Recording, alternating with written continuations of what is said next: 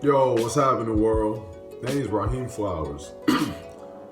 Now, I've been hearing a lot about this whole story subject that's been going around on the internet, social media, in regards to Angela Simmons and Master P's son, Romeo, or Lil Romeo, for those who grew up in the early 2000s.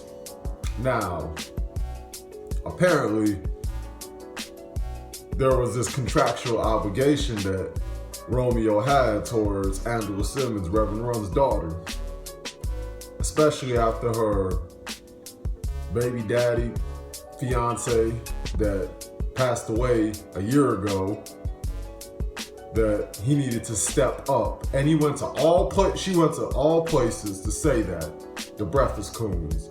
And of all people who was there, Angela Yee, the feminist girl who likes to have her podcast and her lip service and her gossip content, was all ears, I bet.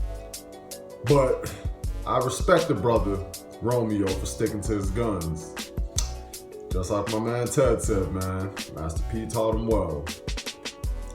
And it's not so much of an issue that he would be with someone who happens to be, I guess, more or less a single mother now. It's more the fact that, okay, so he's supposed to be there because she's miserable. And the brother that died, Sutton, that I can't remember his last name right now, but Sutton, and he's what you would call a do-nothing thug-ass nigga, or thug-ass Negro, or I would call. He was a convicted felon, and guess what? You know what this goes to show? That Angela Simmons is just a real-life Nunu from ATL. She's one of those suburban girls who seek out excitement, either from a white man, or either from the do-nothing thug-ass nigga archetype. And her action shows that. I remember when she was pregnant and she used to post out all over her Instagram and whatnot. I'm like, another one. Yep. It's a perpetual cycle. So for all of these other brothers out here who go on long diatribe towards ratchet black women, let this be a message and let it be known that this paradigm, this thought process doesn't just trickle down to black women of a low socioeconomic status. It doesn't just go to ghetto or ratchet black chicks. It goes to the upper class, middle class, well-off ones as well. As a matter of fact, oftentimes they're much worse. Because like I said in my video when I went in on the whole manosphere and that Simone 56 video, that there's like a pecking order, there's like a hierarchy when it comes to many of these sisters out there. And Angela Simmons' situation was living proof of that. So yeah. But Romeo definitely stuck to his guns. And as he stated, him, her, Angela Simmons, and God, they know what's up.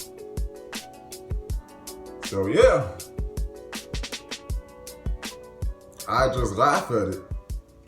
And I'm not laughing because I think that the father of Angela Simmons' child, like that man deserves to die. Everybody should get a second chance at life. I mean, Malcolm was called Detroit Red, and he had his criminology past. I mean, there's many brothers out there who acknowledge the errors of their ways and can change. So I understand that there's always room for change and improvement, and there's a metamorphosis that can happen when you really want it. Some people just have to deal with the hands that they're dealt in life. I get that. The cards that they were dealt in life, I get that. But I'm not even really going so much at the brothers. I'm going so much at a lot of these black women, a lot of these sisters out here who say that there are no good men, who pride themselves of being the most educated black women, being the most educated in society, and more so in the States. But if you're educated, then you will obviously have the ability to discern, and you would be more keen. But then again, a lot of these women get dickmatized too, though. Anywho, so it raises the question on how much emotional intelligence you have, how well you have the ability to discern, you know? It goes to show that because I've met a lot of single mothers who will put dick over their children. Even if it's momentarily, everything about that is flat out wrong. I've had my run-ins with single mothers back when I was younger too, so you know, the way that goes down, that ain't cool. So yeah, shout out to Romeo for doing his thing and sticking to his guns and not, you know, backing down, not folding, and letting social media, letting these reports pressure him into doing some simp stuff. You know what I'm saying? So just continue doing what you're doing, Romeo. And I don't know the full scopes. I can't even say. I wouldn't say, and I don't consider what he did to be wrong.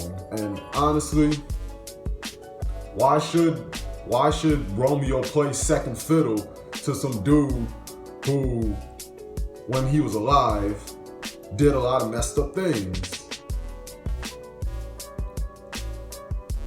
I mean, that's the price you gotta pay when you about that life.